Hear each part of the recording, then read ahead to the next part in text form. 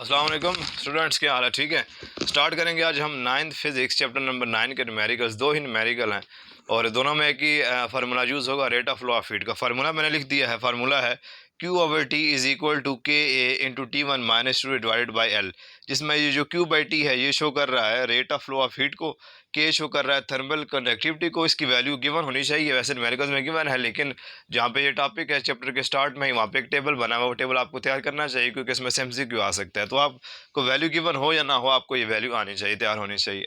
ए show करता है area को, T1 minus T2 is the temperature difference, और यहाँ पे जो L है वो शो करता है लेंथ ऑफ द कंडक्टर या थिकनेस ऑफ द कंडक्टर को। तो फार्मूला आपके पास बड़ा सिंपल है, Q/T is equal to KA into T1 minus 2 divide by L।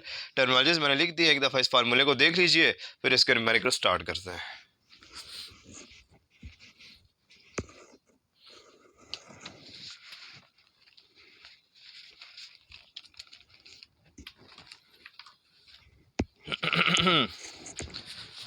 दो इन न्यूमेरिकल्स है जी, अभी हो जाएंगे, मसला नहीं है। बस एक बात का ध्यान रखिएगा कि जो टेम्परेचर गिवन होगा इन न्यूमेरिकल्स में भी चैप्टर नंबर 8 की तरह, उसको आपने कन्वर्ट करना है केल्विन में। और दूसरा, यहाँ पे दो टेम्परेचर्स गिवन होते हैं, कभी इनसाइड ज़्यादा है, कभी आउटसाइड ज़्यादा है। जो ज़्यादा टेम्परेचर होगा आपने उसको T1 रखना है। इसकी वजह क्या है? क्योंकि फार्मूले में पहले T1 आ रहा है। बस ये आपने दो बातें याद रखनी है, दोबारा सुन लीजिएगा। जो थिकनेस होगी कंडक्टर की उसको शो करेंगे L से, और दूसरा जो टेम्परेचर दो गिवन होंगे, आउटसाइड इनसाइड कोई भी ज़्यादा हो सकता है, कोई भी कम हो सकता है। तो जो ज़्यादा वाला टेम्परेचर होगा आपने इनसाइड आउटसाइड नहीं देखना, आपने देखना जो ज़्यादा टेम्परेचर आपने उसको T1 का नाम देना है, क्योंकि फार्मूले में पहले T1 है। ठीक हो गया? तो है जी प्रॉब्लम 9.1, पेज नंबर है 208। लिखते हैं 9.1 गिवन डाटा। डाटा ज़रा ध्यान से पढ़िएगा, मुश्किल नहीं है, न्यूमेरिकल्स ना इंपॉर्टेंट भी नहीं है इतने, लेकिन आ सकते हैं पेपर्स में। हमें तो पता है आपको परफेक्शन चाहिए पेपर में, ताकि पेपर में जो मर्जी कम्बिनेशन बने, 9 के 9 चैप्टर्स हमें तैयार होने चाहिए, 9 के 9 चैप्टर के न्यूमेरिकल्स लॉन्ग वगैरह शॉर्ट में आने चाहिए, ताकि पेपर में जाके हमें कोई टेंशन ना हो। ठीक है जी, चॉइस भी हमारे पास लॉन्ग में। The concrete roof of a house of thickness 20 centimetre. अभी मैंने आपको बताया कि जो थिकनेस है उसको हम शो करते हैं L से। So L is equal to 20 centimetres. Convert कर लीजिए, L is equal to 20 divided by 100 metres में कन्वर्ट करें, 100 से डिवाइड कर दिया, 0 से 0 cancel, L will be equal to 0.2 metres. Has an area 200 metres के। एरिया गिवन है जी, ए से रिप्रेजेंट करते हैं, बताया था अभी थोड़ी देर पहले, 200 metre square. The temperature inside the house is 15 degree Celsius and outside is 35 degree Celsius. जो ज़्यादा टेम्परेचर होता है आपने उसको T1 लेना है, याद रखिएगा। सो हम ये जो बाहर वाला टेम्परेचर है T1 इसको लेंगे, ये कितना है हमारे पास 35 डिग्री सेल्सियस। लिखेंगे this is equal to 35 plus 273। तो आंसर आपके पास क्या आ जाएगा? 308 केल्विन। ठीक हो गया जी। और इनसाइड टेम्परेचर आपके पास कितना था? जो कम टेम्परेचर है T2, that is equal to 15 degree Celsius. Convert कर लेंगे केल्विन में, पता है आपको कैसे कन्वर्ट करते हैं, 273 ऐड कर देते हैं, तो आंसर आ जाएगा 288 kelvin. Find the rate at which the thermal energy will be conducted through the roof. आपने रेट फाइंड करना है बाबा। कैसे फाइंड करेंगे? बताया हुआ आपको कैसे शो करते हैं, Q/T से शो करते हैं। ठीक हो जी, आपने ये फाइंड करना है कि ए की वैल्यू उसने हमें दी है आखिर में, लेकिन अगर वो ये ना दे तो आपको तैयार होनी चाहिए। यहाँ से वैसे इसको हाईलाइट भी कर लीजिएगा, पेपर में आ सकती है कि ए की वैल्यू उसने कंक्रीट के लिए दे दी है, K इज इक्वल टू 0.65 वाट पर मीटर पर केल्विन। ठीक हो गया। फार्मूला आपको पता है, लिखेंगे वी नो दैट, हम जानते हैं कि, क्या जानते हैं कि Q/T is equal to KA into T1 minus T2 divided by L। K भी आपको पता है, एरिया भी पता है, टेम्परेचर डिफरेंस हम फाइंड कर लेंगे, और लेंथ ऑफ द कंडक्टर भी आपको पता है। ठीक है जी, तो लिखेंगे putting the values we have, Q/T will be equal to, K आपके पास कितना था? 0.65 लिख दिया। एरिया आपके पास कितना था? 200 मीटर स्क्वायर लिख दिया। T1 माइनस T2, T1 आपके पास है 308 माइनस 288 डिवाइडेड बाय लेंथ या थिकनेस ऑफ द कंडक्टर, वो कितनी गिवन थी? 0.2 मीटर्स। ठीक हो गया। So Q/T will be equal to 0.65 को इसी तरह लिखे रहने दें, मल्टीप्लाई 20, इनको सेपरेट करें तो आंसर क्या आ जाएगा? 20 divided by 0.2। So Q over T will be equal to, multiply कर देंगे जी, जो ऊपर वाला हमारे पास न्यूमरेटर है क्या क्या है उसमें 0.65 मल्टीप्लाई 200 मल्टीप्लाई 20, आंसर आपके पास आ गया 2600। इसको डिवाइड कर दीजिए 0.2 से, डिवाइड कर देंगे जी 0.2 से। So Q over T will be equal to हमारे पास आ गया है 13,000। किसके इक्वल, इसका यूनिट क्या होगा, ये जो हीट है क्यू शो करता है हीट को, rate of flow of heat को हम शो करते हैं क्यू बाई टी से। इसमें जो क्यू है ये शो कर रहा है हीट को, इसका यूनिट क्या होता है जूल, क्योंकि heat is a form of energy, energy का यूनिट क्या होता है जूल होता है। और जो नीचे टाइम है उसका यूनिट क्या होता है सेकंड, तो उसका यूनिट क्या बन जाएगा जूल पर सेकंड। ठीक हो गया जी, वेरी सिंपल न्यूमेरिकल बच्चों, न्यूमेरिकल जल्दी से देख लीजिए, इसके बाद जो दूसरा न्यूमेरिकल वो भी डिस्कस कर लेते हैं।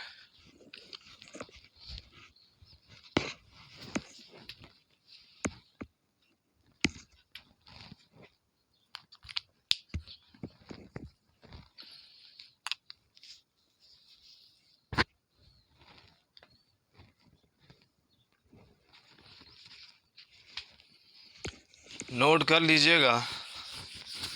नेक्स्ट न्यूमेरिकल हम देखते हैं, आप भी देखिए, स्टेटमेंट पढ़िए, फार्मूलास में भी यही यूज़ होगा।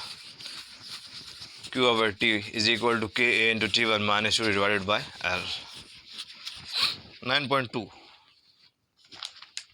की बात हो रही है जी। How much heat is lost, इस दफ़ा उसने रेट नहीं पता कि उसने कहा है कि how much heat is lost, time उसने लग दिया हुआ होगा, इस दफ़ा हमने क्यू फाइंड करना है। ठीक है, टेंशन नहीं लेनी। लिखेंगे 9.2, इस दफ़ा हमने फाइंड करना है q, how much heat is lost in an hour. ये क्या गिवन है, टाइम गिवन है बाबा, t is equal to 1 hour. 1 hour का मतलब क्या होता है, कितने सेकंड, 3600 सेकंड। 60 मल्टीप्लाई 60 भी लिख सकते हैं बच्चों की तरह, लेकिन अब आप बड़े हो गए हैं। Through a glass window measuring 2 metres by 2.5 metre, dimensions given है एक विंडो की, ठीक है, लेंथ और विड्थ गिवन है, तो हम यहाँ पे डायरेक्ट एरिया फाइंड कर लेते हैं। एरिया क्या होता है, लेंथ मल्टीप्लाई विड्थ, तो लिखेंगे 2 मल्टीप्लाई 2.5।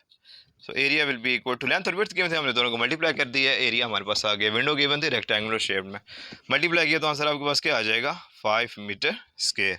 ठीक है, परेशान नहीं होना। अब इनसाइड टेम्परेचर ज़्यादा हो गया तो उसको हम नाम क्या देंगे, T1 देंगे। Inside temperature 25 degree Celsius, T1 is equal to 25 degree Celsius. This is equal to 25 plus 273, so answer will be equal to 298 kelvin. T2 is equal to, दूसरा जो टेम्परेचर कम है वो कितना है 5 डिग्री सेल्सियस, तो लिखेंगे 5 plus 273, this is equal to 278 kelvin. ठीक है जी, गर्मी ज़्यादा हो गई है, पता चल रहा होगा आपको। द थिकनेस ऑफ ग्लास, जिसको हम शो करते हैं L से,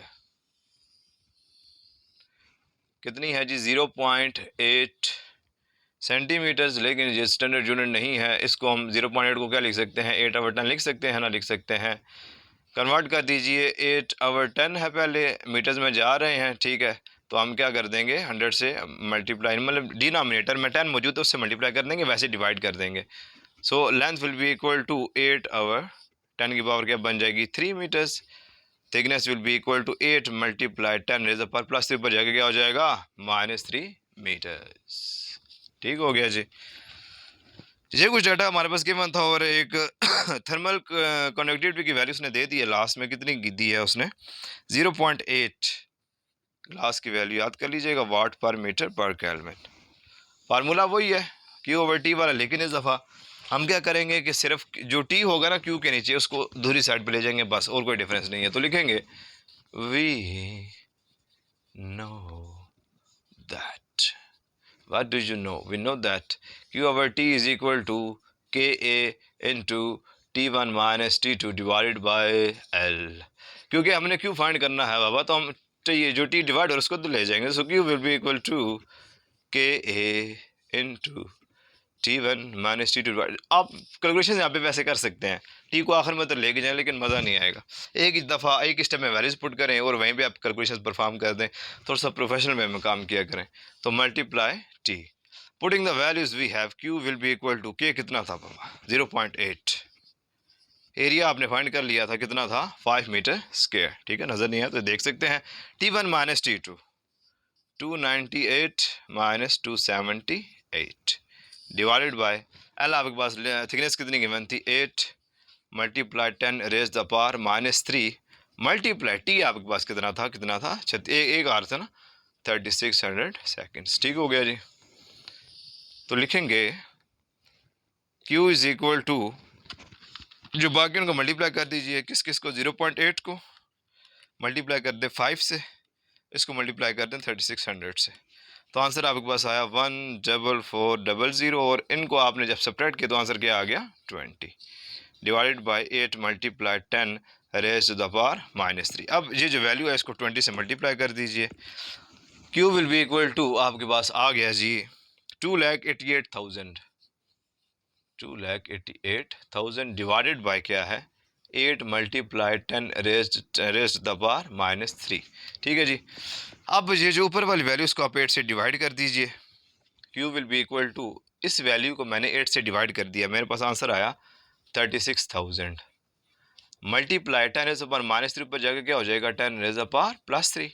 Q will be equal to 36,000 को हम क्या लिख सकते हैं 10 रेज़ पावर 3, पहले क्या मौजूद है 10 रेज़ पावर 3, मिलके कितनी बना देंगे 36 multiply 10 raise the power 6, 3 basis same है, मल्टीप्लिकेशन का प्रोसेस पावर्स क्या हो जाएंगी, ऐड हो जाएंगी, और हीट का यूनिट क्या होता है जूल। ये आंसर भी ठीक है, लेकिन ये जो साइंटिफिक नोटेशन है उसकी स्टैंडर्ड फॉर्म को पूरा नहीं कर रहा।